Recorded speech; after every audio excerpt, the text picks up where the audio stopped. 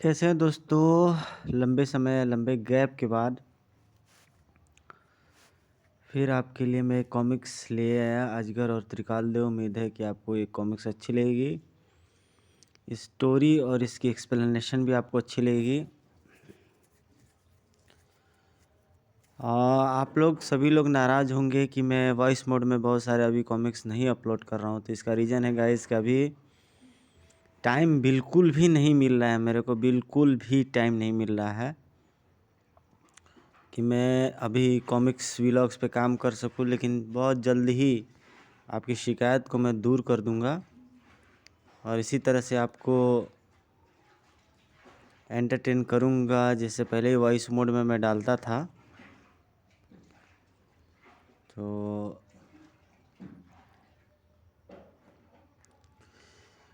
ये कॉमिक्स की स्टार्ट हो चुकी है। देखिए इसका कवर आर्ट कितना अच्छा है। इसका जो कवर पेज है अर्गज और त्रिकाल देव, ये इतनी बेहतरीन चित्र जो है वो कौन बनाते थे, इनका नाम तो मुझे नहीं याद है, बट जल्दी आपको मैं बता दूंगा कि ये कौन बनाते थे ऐसा चित्र फिगर। और तुलसी कॉमिक्स में एक कैरेक्टर है, वो है आपको G18। तो G18 भी बहुत बेहतरीन कैरेक्टर हैं, वो तुलसी कॉमिक्स के हैं कैरेक्टर। अभी नागराज की जो एक कॉमिक्स है, चलिए सब चीज़ों को मैं बीच में बताता रहूँगा। तब तक मैं आपको स्टोरी थोड़ी सी एक्सप्लेन करके बताता हूँ। ये स्टोरी शुरू होती है, ये आपको हवाखोर नाम का कोई एक शैतान रहता है जो अजगर लोक वासियों को कच्चा चबाता है और तहलका मचा के रखता है। तो महाराज अजगज देव अपनी सेना को हुक्म देते हैं ताकि उसे बंदी बनाया जा सके, लेकिन वह बड़ा कठोर शैतान होता है और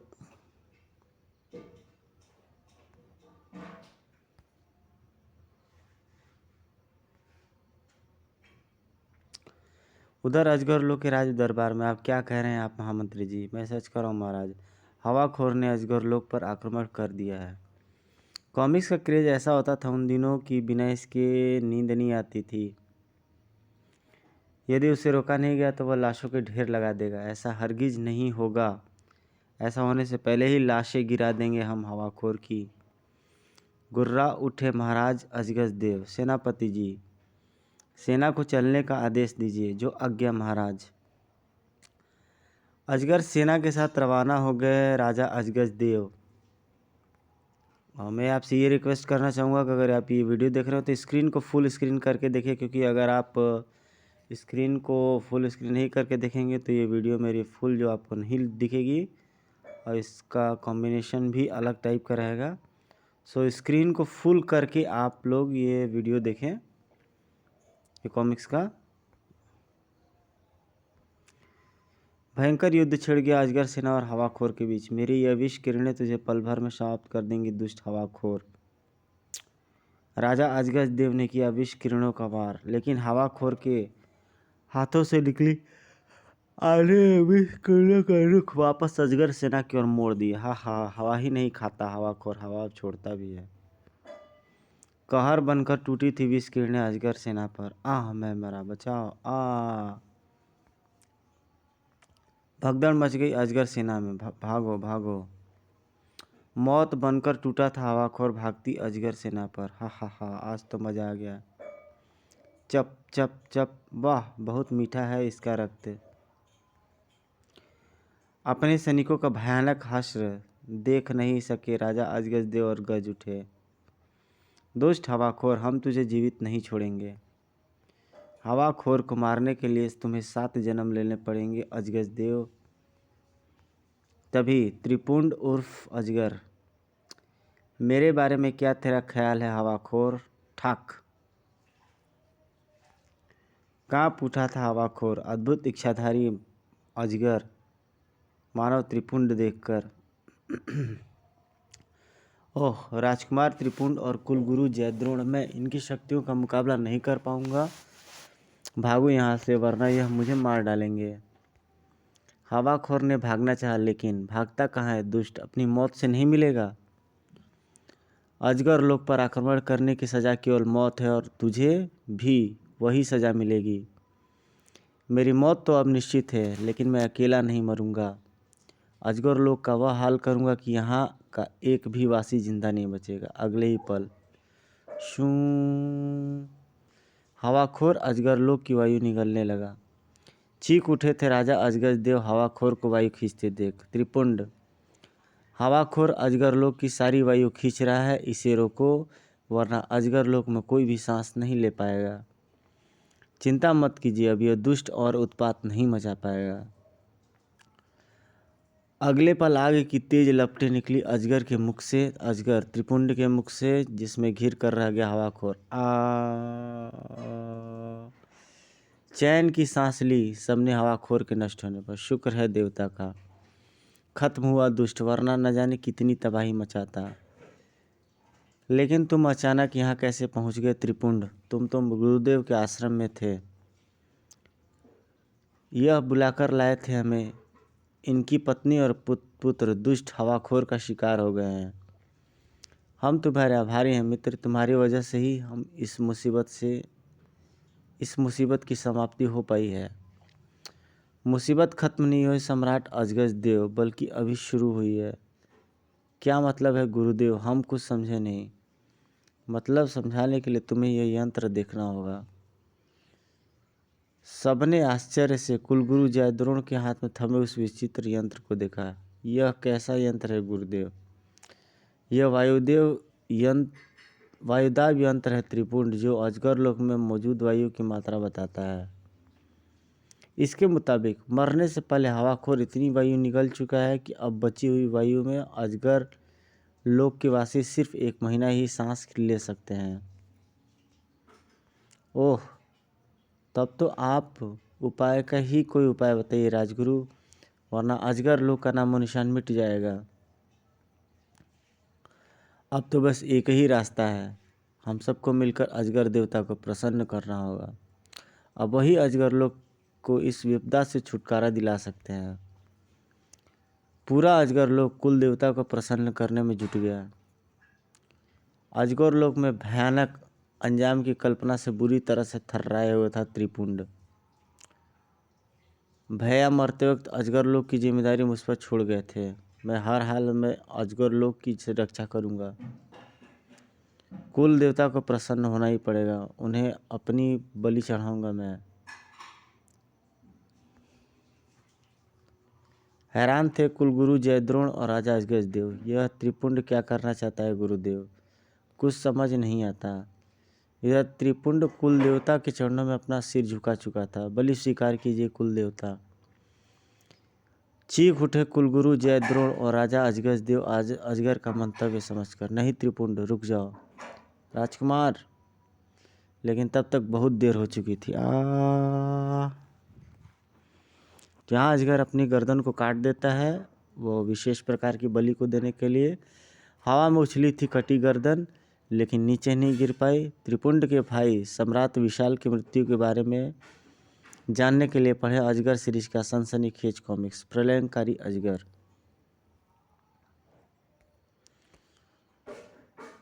खिल उठे थे सबके चेहरे कुल देवता को देखकर। कुल देवता, अब हम बच जाएंगे। उधर कुल देवता ने त्रिपुंड की कटी गर्दन उसके धड़ से लगाई और अगले पल जीवित उठा त्रिपुंड। प्रणाम कुल देवता। उठो वत्स त्रिपुंड, अजगर लोक के लिए तुम्हारी निष्ठा देखकर हम अति प्रसन्न हैं। लो यह मणि रखो। यह अजगर मणि हमारी शक्तियों का स्वरूप है। जब तक यह अजगर लोक में रहेगी किसी भी अजगर वासी को वायु की कमी नहीं होगी। लेकिन ध्यान रहे, अगर यह मणि अजगर लोक से बाहर चली गई तो अजगर लोक में फिर से वायु की कमी आरंभ हो जाएगी और 15 दिन के पश्चात पूरा अजगर लोक समाप्त हो जाएगा। मैं इस मणि को अपनी जान से भी ज़्यादा संभाल कर रखूँगा कुल देवता। फिर अजगर मणि को विधिवत मंदिर में स्थापित कर दिया गया। कुल देवता की जय। खुशी की लहर दौड़ गई थी पूरे अजगर लोक में। राजकुमार त्रिपुंड ने हमें मरने से बचा लिया। राजकुमार त्रिपुंड महान है। दूसरी ओर राजमहल में अजगर पृथ्वी पर आने की तैयारियां कर रहा था। अच्छा गुरुदेव, अब मुझे आज्ञा दीजिए। इतनी जल्दी भी क्या है त्रिपुंड, कुछ दिन और रुक जाते। क्षमा कीजिए गुरुदेव, मैं नहीं रुक पाऊंगा। यहाँ भैया के साथ बीते पलों की यादें मुझे बहुत सताती हैं। हम तुम्हारा दुख समझते हैं बस। जाओ, देवता तुम्हारा सदैव कल्याण करेंगे। अच्छा अजगर देव जी, मैं चलता हूँ। मुझे उम्मीद ही नहीं, पूरा विश्वास है कि आपके राज्य में अजगर लोग सदैव खुशहाल रहेगा। मैं तुम्हारे विश्वास को भंग नहीं होने दूंगा राजकुमार त्रिपुंड। उधर सबसे विदा ले पृथ्वी की ओर रवाना हुआ अजगर। इधर ठहाका लगा उठा इस रहस्यमय गुफा में बैठा यह भयानक शख्स। हा हा हा हा। राजकुमार त्रिपुंड चला गया, लेकिन जाते जाते वह अजगर लोग की तबाही का इंतजाम कर गया है। अब होगा मेरा बदला पूरा। शिखंडी, जाकर तप की तैयारियां कर। समय आ गया है। अब मुझे अपनी इच्छाधारी शक्तियों को वापस प्राप्त करनी होंगी। जो आज्ञा स्वामी। आज्ञा पास शिखंडी गुफा से बाहर निकल गया और गुर्रा उठा दबे स्वर में, कौड़िया, अब लूँगा अपने उस अपमान का बदला जो पूरे अजगर लोक ने मेरा किया था। कौड़िया के दिमाग में बीती घटनाएं चलचित्र की भांति चलने लगी। तो ये है कौड़िया, जादूगर कौड़िया। गाइज, समय के अभाव के चलते मैं इस वीडियो को थोड़ा सा स्टोरी पूरी होने से पहले रोकूंगा। ऐसा इसलिए क्योंकि उसकी दो प्रॉब्लम है। पहली प्रॉब्लम ये कि टाइम की कमी है, जिसकी वजह से मैं फुल वीडियो नहीं डाल पाऊंगा। और दूसरी बात है कि मेरे मोबाइल का डाटा जो है वो काफ़ी ख़त्म हो चुका है। तो जितना अभी मेरे पास है अवेलेबल, मैं अभी अपलोड कर देता हूँ। दोबारा से आपको ज़रूर ही मैं अपलोड करूँगा, निश्चित तौर पर अपलोड करूँगा। क्योंकि मनोज कॉमिक्स में मेरा शुरू से ही इंटरेस्ट रहा है। इसकी पिक्चराइजेशन, इसकी स्टोरी, जादू टोना, परी, राजा रानियों की कहानियाँ, तो इतनी अच्छी इसकी स्टोरी होती थी, पिक्चराइजेशन इसकी अच्छी होती थी कि हमारा बचपन बिना इसके अधूरा था। अब तो मतलब कि समय काफ़ी बदल चुका। अब तो डिजिटल मीडिया ने इसका स्थान ले लिया है, लेकिन इन सब स्टोरीज़ का स्थान मेरे को नहीं लगता है कि अभी कोई कॉमिक वर्ल्ड में कोई दूसरी कोई पब्लिकेशन ले सकेगी, जैसे हमारे इंडियन राइटर्स ने काम कर दिया। अब तो आजकल के बच्चे पबजी वगैरह में ज़्यादातर इंटरेस्ट लेते हैं। और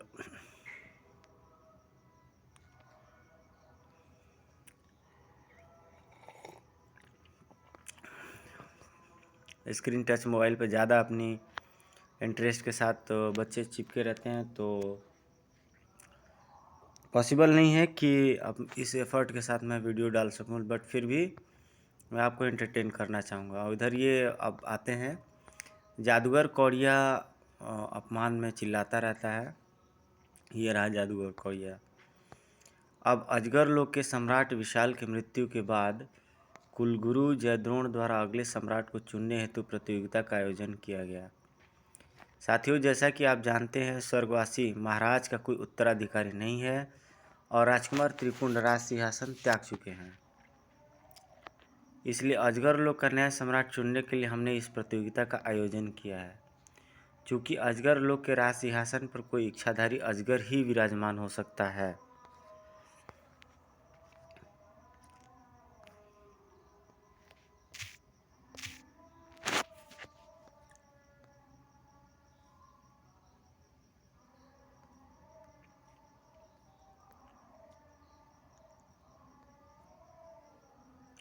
इसलिए हमने इस प्रतियोगिता का आयोजन किया हुआ है।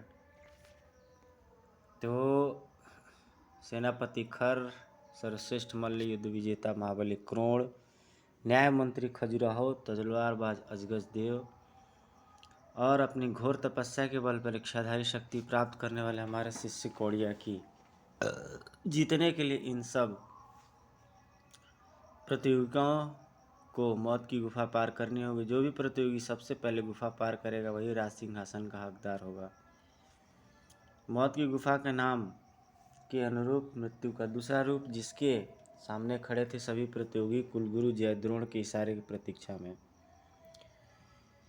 कोई भी मुसीबत मेरा रास्ता न रोक पाएगी। अजगर लोक का राजा क्रोण बनेगा। उफ, न जाने मौत की गुफा पार कर पाऊंगा या नहीं। यह प्रतियोगिता सिर्फ मैं जीतूंगा। कुलगुरु ने कहाँ फंसा दिया, मैं तो सेनापति ही भला हूँ। कुलगुरु जयद्रोण का इशारा हुआ और पांचों महाबली धधकते दिल से मौत की गुफा में प्रवेश कर गए। राह में आने वाली विभिन्न मुसीबतों से जूझते हुए पांचों आगे बढ़े चले जा रहे थे।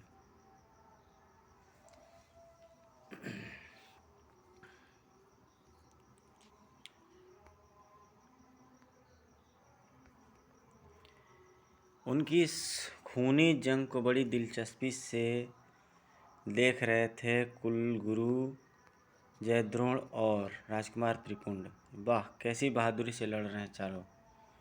जाइए गुरुदेव, आइए गुरुदेव, जरा आपके शिष्य को भी देख लें। कौड़िया वाले दर्पण में देखा तो चौंक उठे दोनों। अरे, गुफा तो खाली है, कौड़िया कहाँ गया? कहीं वह किसी मुसीबत में तो नहीं फंस गया? आओ देखते हैं। उधर मौत की गुफा में जिंदगी और मौत की बाजी जीतकर सबसे पहले बाहर निकला महाबली क्रोण। हा हा हा हा, मैं विजयी रहा। तभी वहां गूंजी कुलगुरु जयद्रोण की आवाज़। मुबारक हो महाबली क्रोण, आज से तुम अजगर लोक के सम्राट हो। कुलगुरु आप? कुलगुरु के पैरों में झुक गया क्रोण। मुझे आशीर्वाद दीजिए। और उसी पल चमकी कुलगुरु जयद्रोण के हाथ में एक तलवार, जो शीश ले उठी क्रोण का। ठोकर मारकर खाई में फेंक दी महाबली क्रोण की लाश कुलगुरु ने। यही हाल सेनापति खर और न्याय मंत्री खजुराहो का भी हुआ। सबसे अंत में बाहर निकला था अजगज देव। उफ, बहुत समय लगा दिया मैंने, अब तक तो सब लोग बाहर आ चुके होंगे। राज तिलक के उपरांत आइए गुरुदेव, मैं आपको आश्रम तक छोड़ाऊं। चलो वत्स। अजगर कुलगुरु को छोड़ने आश्रम चला गया और पीछे से अजगर लोक में प्रवेश किया दुष्ट हवाखोर ने।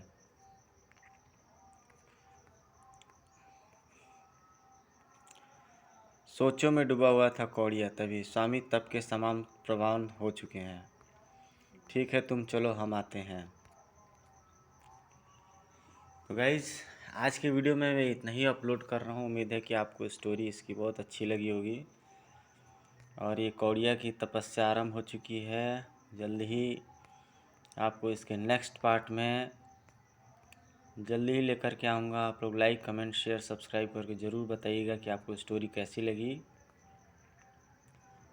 मिलते हैं आपको नेक्स्ट वीडियो में, इसके पार्ट 2 में। और आप लोग बताइएगा कि किस कॉमिक्स को आप लोग लाइक करते हैं, सब्सक्राइब करते हैं।